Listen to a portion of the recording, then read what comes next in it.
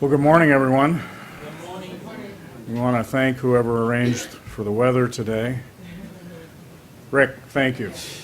I knew there was somebody in the group that wanted to take credit. You did a great job. It's going to, according to my weather beacon in my pocket, it's, what, 49 right now and heading perhaps to 60, so that would be terrific. We all deserve it. We have a number of items for this morning and guests, so I want to begin with Tom Martin, who's here representing veterans. Tom, come up. And regarding the preparations for the Memorial Parade. Tom? Thank you. Welcome. The theme for the parade this year, the Memorial Day Parade, is honoring our fallen vet heroes. It'll be May the 26th of 2014. We've mailed out applications to the people I found that were in it last year. I kind of inherited this job this year about 3 weeks ago, so I'm trying to put this thing together real quick. The applications are due back on May the 8th. If you did not get an application to participate in the parade, you can call me at 419-235-1647. My name is Tom Martin, and the parade will start at exactly 10 o'clock. We're going to be on time this year. The Exchange Club will go out at 9:15 to pass out their flags. And is there any questions? And is there a ceremony after? Yeah, the ceremony afterwards, if for the military groups or anybody who wants to lay a wreath, we'll start at 12 o'clock in the Memorial Hall. You can lay a wreath if you want to, but it's on the bottom of the application if you want to. You can fill that in, and when you get that, there's going to be another letter come out to you and let you know exactly what position you are in the parade, and as soon as I get your app back. That's it, Dave. Thank you, sir. Thank you for your time. Thank you. Well, as Tom mentioned, he's new to the role of kind of the coordinator for the parade. He's not new, however, to his service to the city. He is the gentleman who's responsible for replacing all of our flags as they get tattered by the weather. He goes around and takes care of putting up new flags, and we appreciate that, Tom, very much. Thank you. Also today, Connie Miller is here from LACNIP with a set of announcements that are springtime related. They are. Yes. We're getting into full swing at LACNIP with all of our summer activities. The first thing coming up is the Ottawa River Cleanup, which will be on Saturday, April 26th from 9 a.m. to noon. This has been an annual event. Everything is pretty much the same as it has been in years past. We'll start from the Red Cross building on South College Street. There are forms for you to fill out. To register, you can get those in advance at the LACNIP website or by calling Connie Dersham at 419-221-5177. We do encourage groups to participate, and especially school groups. We go rain or shine, and we will provide you with lunch when you come back from cleaning. Each year we get 3 or 4 tons of trash, and I think this year we may set a record because with all the snow and everything, a lot of stuff is accumulated. Next on the LACNIP agenda, the LACNIP Community Gardens. We'll be doing our kickoff on April 22nd at the LACNIP Resource Center, 1440 West Spring Street. We are offering garden plots again to anyone who would like to garden. A 10 by 10 plot will be a $10 registration fee, and then you will get a $10 voucher to spend at D. Haven's Garden Center. Our kickoff class, you can register, or you can register in advance by calling 419-221-5177. At the class, we'll talk about how to grow things, how to avoid bugs, and all of those kinds of things. Lots of sharing at that class and good information. If you don't know how to garden, come and we'll help you learn how. And then our last LACNIP event for announcement today is our chicken barbecue, which we will be holding at the LACNIP Resource Center at 1440 West Spring on Election Day, May 6th. The LACNIP Resource Center will be a polling place for the 4th Ward Precinct Day, and we will be having the dinner that same day and providing delivery for anyone who orders 5 or more dinners. So any businesses or any groups, tickets are $8. You can call ahead to 419-221-5177, order your tickets, or you can call the LACNIP Resource Center at 419-302-4166. Leave a voice message if you don't get an answer, and we'll call you right back and arrange to get your tickets to you, and we'll get everybody fed. Now, you use the term dinner, but it's actually... Oh, it'll be lunch and dinner, thank you. We'll be beginning at 11 a.m., and so if you would like lunch delivered to your workplace, if you get 4 co-workers who want dinners also, give us a call and we can deliver those for you, and we'll be going until 7 p.m. The polls close at 7:30, and we want to make sure that folks who come in late to vote will have the opportunity to get a dinner. So thank you for bringing that up. Thanks.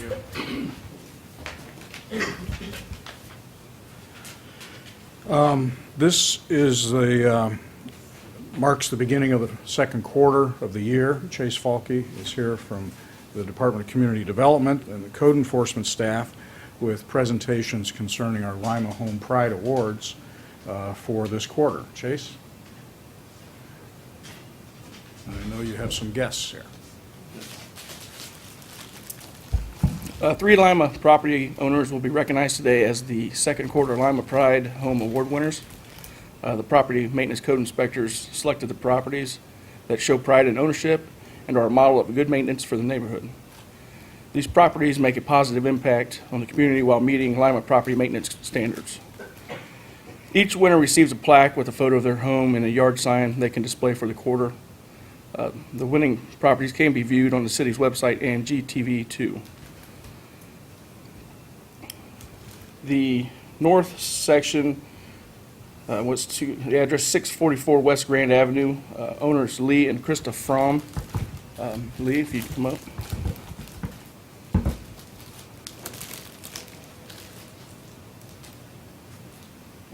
Good morning. Now, tell us a little bit about, come on this side, tell us a little bit about your property, how long you've been there, and what you've done with it.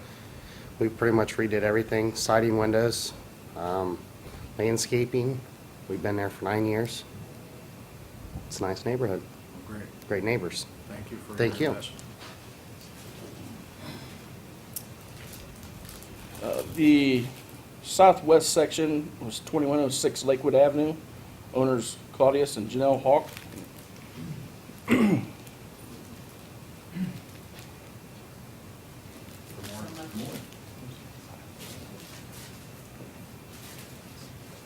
Cletus, how are you? Good day. Good.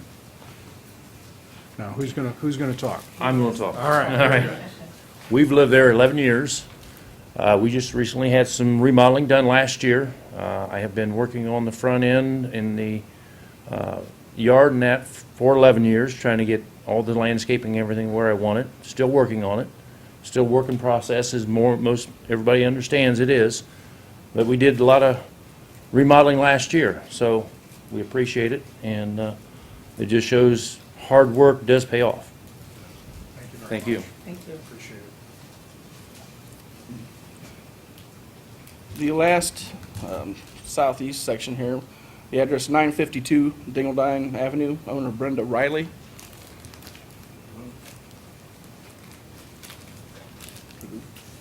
Thank you. Thank you. Thank you, Mayor. Congratulations. Tell us a little bit about the property. Well, the property, been there for 32 years. We did quite a bit of renovation in the last 4.5 years. Landscaping, roof repair, family room, offices and everything. We're still proceeding to make improvement. Terrific. Thank you very much for Thank your you. investment. Did it? Yep. All right. Just, again, want to emphasize that that sign will be in your front of your houses for the quarter, so your neighbors will know that you've been selected. And then if you have family and friends that don't live here, the photograph of your property will be up on the city's website. You can also direct them there. So we appreciate the investment of time, the talent, the energy that you put into your property. We know a loving care that you have demonstrated, and it does have an effect. We know the negative has the effect as well. When property deteriorates, it tends to, take the whole neighborhood in a negative direction. And when you actually make the investment that you're making, it also encourages others to do the same. So thank you very much for leading the way. Related to housing, I have a proclamation for Fair Housing Month, and I'd like to invite Dan Faraglia up. I hope I got your last name properly pronounced, and Veronica McLauren.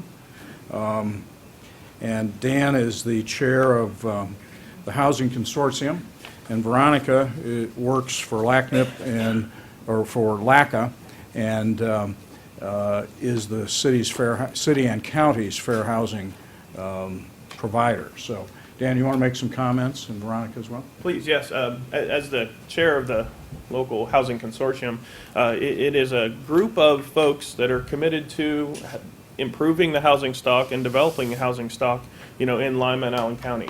There's 20 some odd members, many stakeholders, city officials, nonprofit entities, for-profit entities, banks, etc. We're open to members, anybody that's committed to improving residential services in this area, including such things as you're going to hear today. Obviously, the Mental Health Board levy, we're in support of that, supporting LACCA wholeheartedly in the fair housing initiatives that they're working on. And hopefully, as we move forward and are honored to accept this, we're looking forward to other initiatives to back and support. So if you're interested, please contact Coleman Professional Services where I work. As the chair, I'm welcome to invite you to a meeting, if not be a member. Thank you, Dan. Veronica? Yes, I'd just like to add, in lieu of April being Fair Housing Awareness Month, we are launching our fair housing commercials. And this is just to make individuals in the community aware that they have fair housing rights, what those laws entail, and that there's an entity within the community that they can report their concerns to. We also take tenant landlord complaints, and so these commercials have local actors. You'll see familiar faces, and just give us a call if there's anything that you might need help with in your housing needs. Thank you. Well, in that context, I'm pleased to offer the following proclamation. Whereas April 11th, 2014 marks the 46th anniversary of the passage of the U.S. Fair Housing Law, Title VIII of the Civil Rights Act of 1968, which sought to eliminate discrimination in housing opportunities and to affirmatively further housing choice for all Americans, without regard to race, color, creed, national origin, sex, familial status, or mental or physical disability. Whereas discrimination in housing is much subtler today than it is in decades past, but does persist, be it out of ignorance or intolerance, and affects both individuals and occurs on a systemic basis. And whereas federal, state, and local governments continue to work toward the goal of eliminating housing injustices, with a more recent push to address discrimination being experienced because of sexual orientation and gender identity, and discrimination based on the tenant's use of government assistance to pay rent. And whereas illegal barriers to equal opportunity in housing, no matter how subtle, diminish the rights of all. And whereas the ongoing struggle for dignity and housing opportunity for all is not the exclusive province of the federal and state governments, vigorous local efforts to combat discrimination can be effective and maybe more so than federal efforts. Now therefore, I, David J. Berger, Mayor of the City of Lima, do hereby proclaim the month of April 2014 as Fair Housing Month in our community and encourage all agencies, institutions, and individuals, public and private, to abide by the letter and spirit of the Fair Housing Law. In witness whereof, I have hereunto set my hand and caused to be affixed the seal of the City of Lima this day of April 2014. Good luck in your work, Dan. Thank you very much.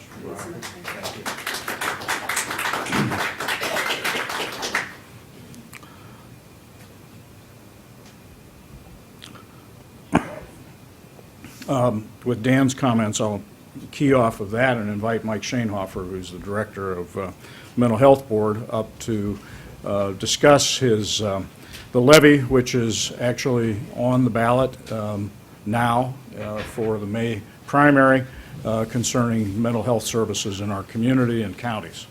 Great, thanks, Mayor. Well, I just give you a couple of facts, but then I want to tell a couple of stories.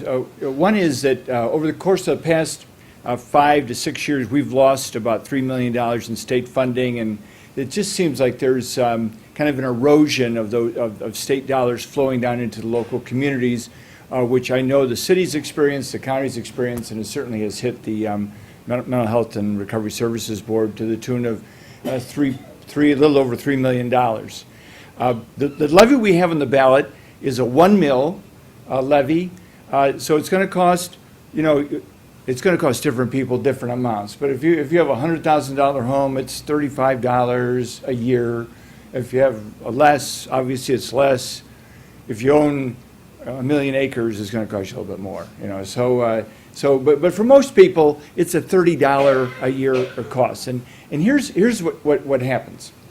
And this is kind of the story part of it, so I don't know if I can. Sure. Thank you. Have at it. Well, right now there's a disaster drill going on in Allen and Auglaize counties. It's a mass fatality.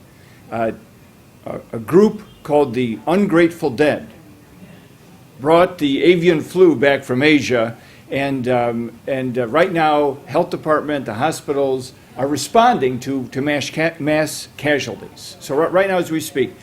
But here's the thing that people don't think about. Think of all the stress on first responders. Think of all the stress on families. So they've made a call out to our disaster response team, our mental health disaster response team, to respond for the next 24 to 48 hours. And people are responding. So, obviously they're not going to a place because it's just a drill. But what if they weren't here to respond? So that's number one. Number two, I'm kind of going with the tragedy theme, but in the past 2 years, we've responded to 5 school tragedies. 2 of them involved suicides, 3 of them involved students who were killed in an accident of some kind. The team, our mental health team, responded that evening. So they got the call, they responded that evening, so that when the teachers came the next morning, we were there ready for them. And we could restore order to the school, work with kids. And in a couple instances, kids were so upset that we were able to bring them to our crisis center. And so averting tragedy and maintaining order. What if you called the fire department and they weren't there? Or what if they said, well, we're at another fire, you're just going to have to wait a little bit? What if that happened? We're here, and I think we've all grown accustomed to the fact we have a crisis stabilization unit. We have access to services 24 hours a day. We have amazing services that without this levy, we won't be able to continue. And so we're asking all of our citizens to come out and support. And I'd say we only missed it by a little over 100 votes last time, which was rough. But what I was surprised at is that it's a new levy, new 1 mil levy. I had more people coming up to me saying, you're kind of mad that it didn't pass. And I said, well, we passed it in Allen, we passed it in Auglaize, we missed it in Hardin, but we're working hard to get the word out. So we certainly appreciate the opportunity and really ask for the support of the community. And I've delivered your yard sign for you, Mayor. So And you do have yard signs available? Yes, oh, yeah, we've got 1,500 yard signs. About 1,200 of them are out already, so they're So folks need to call if they going want. like hotcakes. All right. Yeah, great. Very good. Well, I want to encourage the community to really take this as a very serious opportunity to help ourselves. We should not misunderstand the importance of the need in our community, whether it's Lima or anywhere in these three counties. We now have, I think, a very effective team of health professionals who are working on mental health issues, and they simply don't have the resources to meet the entire demand that's there. This is not about doing more with less. This is, we're all having to face up to the reality that Columbus and the decision makers in Columbus took money from our community that they used to balance the state's budget. And this is the result. We now have to dig deeper into our local pockets in order to provide the kind of services that we know are essential, whether it's for students, whether it's for veterans coming back with post-traumatic stress, whether it is the kind of engagement that the Mental Health Board has now designed for employers with with employees that are failing their drug tests. I mean, these are all real things in our community that have to continue and need to be expanded. And so I want to encourage everybody to get out to vote and vote in support of this levy. It's essential. We have to take care of ourselves. And as Mike pointed out, it's pennies. 30 bucks a year for most homeowners in our community. And if you've got a loved one who needs services, that is a very inexpensive public assistance that's available, and we just absolutely have to encourage people. So please do get your family members out, get out to vote for the right reason. This is on the ballot. This is now we got about 4 weeks, actually, I guess, to the election day. You can go vote now, though. You can do early voting. Get it out of the way. Act on the immediate awareness and get it done and act in a positive way. So thank you. Mike, great to have you. Also here is our representatives of Activate Allen County, Nancy Bonifas with others, and she's going to be announcing the winner of a contest. Nancy? Thank you very much. I'm the tobacco-free living team leader for Activate Allen County. And every year, the Campaign for Tobacco-Free Kids has a day called Kick Butts Day. And what it is a chance for youth in the area to stand up and fight back against the tobacco companies who are spending $1 million a day advertising to them to try to get them hooked on tobacco use. So what we did this year was had a little contest. It was a public service announcement contest. So we sent information to all of the area high schools and asked them to have their kids create a 30-second PSA. They could choose from 4 different topics. The themes included send a message to big tobacco, what's in a cigarette, why smoke free, or it starts with me. So we had the kids do some research at some of the different websites that I gave them for information, and then they put together a 30-second PSA. So the students in Donna Tucker's multimedia class at Lima Senior were the ones who were awarded the prize for the best PSA, so if you guys want to come up. Their names are Calvin Bishop and Shay Flowers. The title of their PSA was called Save 10 Years.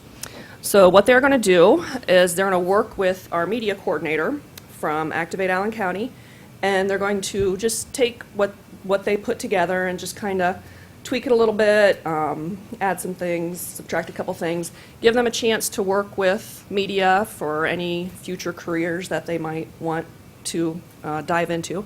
So I think it's a great opportunity for them to learn some things, and it's a great opportunity for us to get the message out to the youth in the community. So I want to thank them for doing that work. We really appreciate that, and just give them a little token of our appreciation here. Calvin, thank you so much for the work that you did. And then this is for Shay. Thank you so much. All right.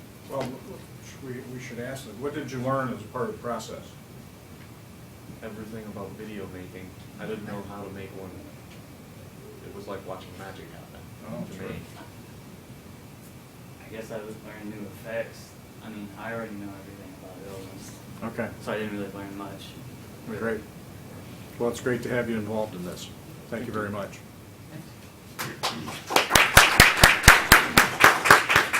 We love to have the youth involved, and we're looking forward to having more youth involvement in the future. So there's one other thing that I wanted to talk a little bit about. Last November, we had a lung screening for community members, and it turned out to be a huge success. We had to turn people away because there were so many people that wanted to have it done. So West Central Ohio Regional Healthcare Alliance has stepped up, and they have decided to offer another free lung screening. So this is for anyone that has a cough, a chronic cough, becomes short of breath, think that maybe you might have some breathing problems. You can come out. We'll have a spirometry test done by the students of Rhodes State Respiratory Department.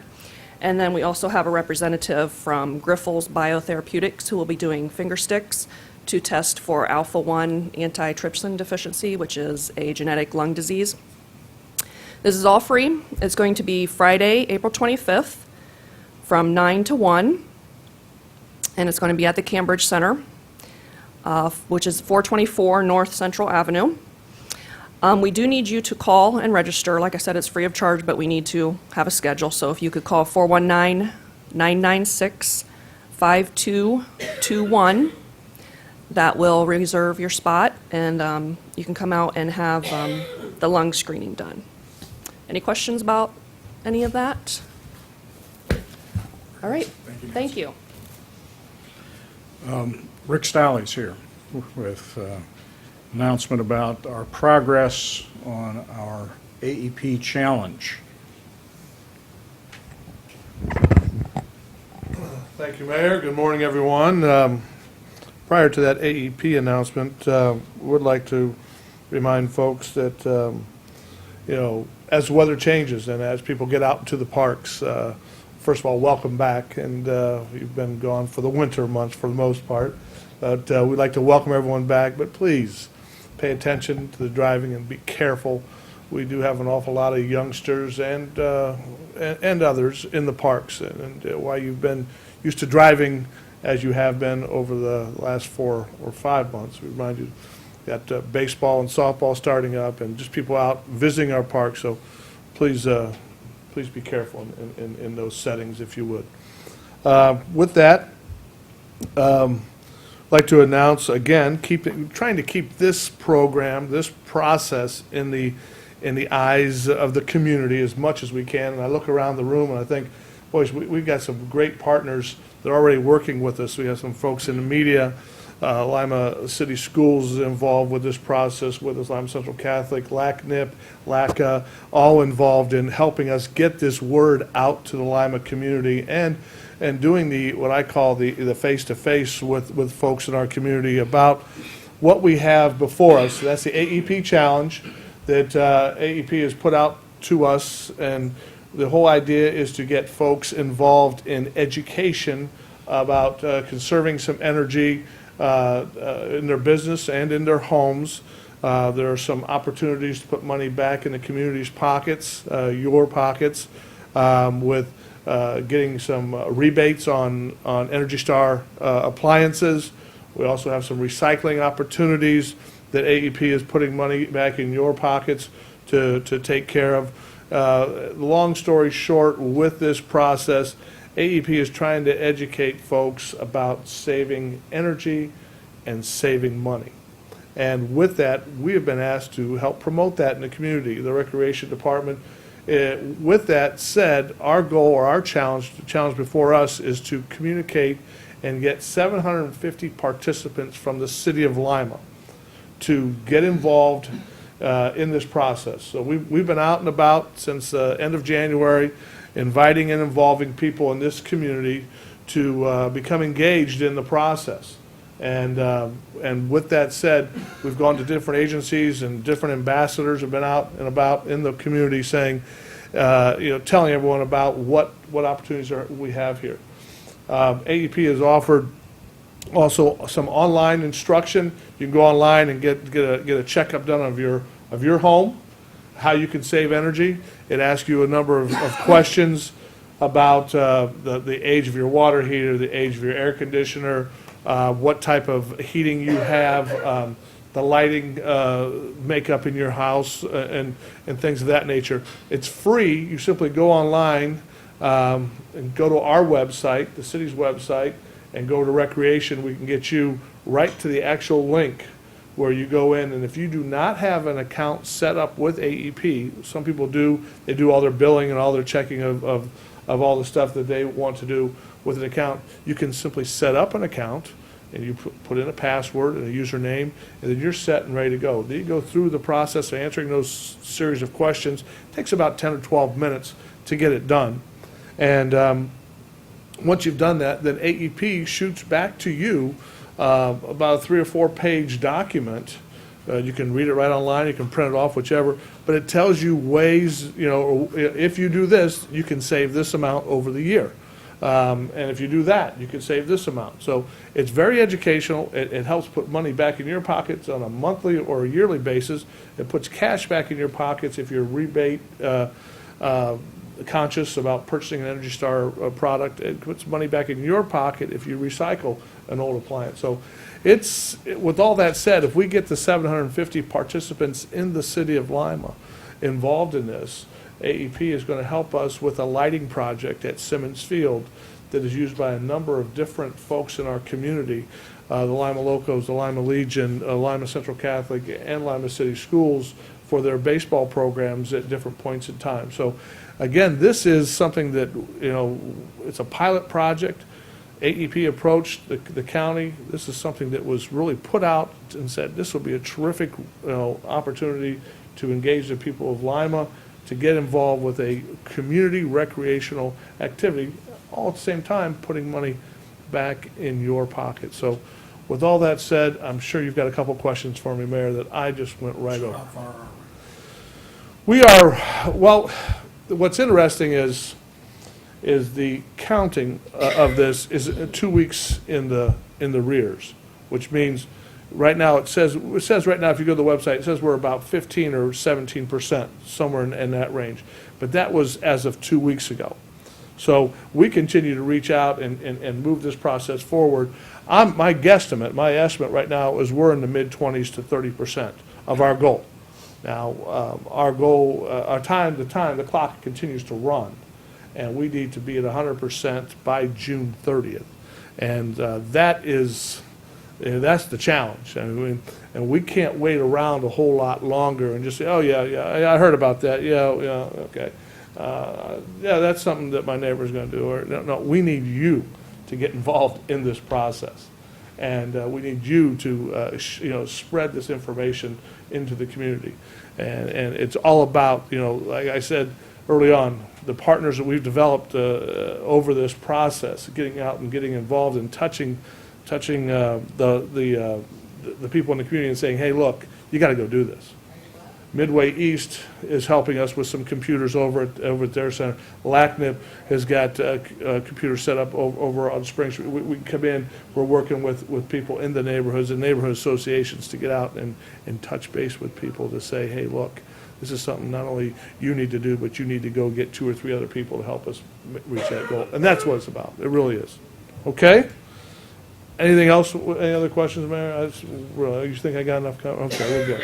Thank you all very much. Thank you, Rick.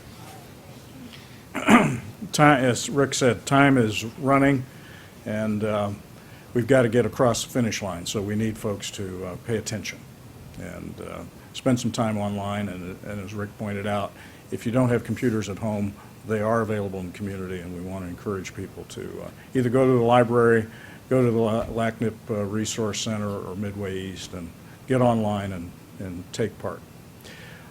Chris Fast, our tax supervisor, is here regarding service this weekend. Thank you, Mayor.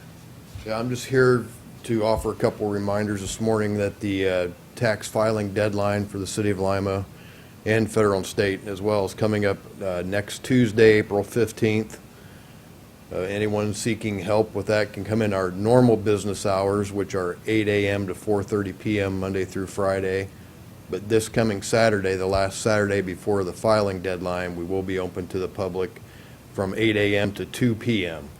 So anyone needing assistance with their city tax returns can come in Saturday and get that. You know, it helps out the people who work the same hours as our office hours to get it done. And we just ask that you bring any and all information you would have used to file your federal tax returns with you so we can get your city returns prepared.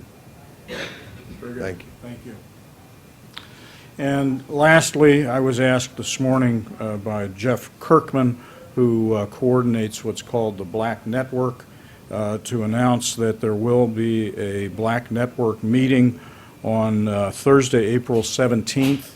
The topic is the state of education today, and their special guest will be the State Board of Education member from District 1 here in Lima, and that's Ann Jacobs, and she will be there to address the group and talk about public education. That will be held at Bradfield Community Center at 5:30. Again, that's Thursday, April 17th, 5:30 at the Bradfield Community Center. And I believe that's all that we have for today, so we'll break down for individual interviews. Thank you very much.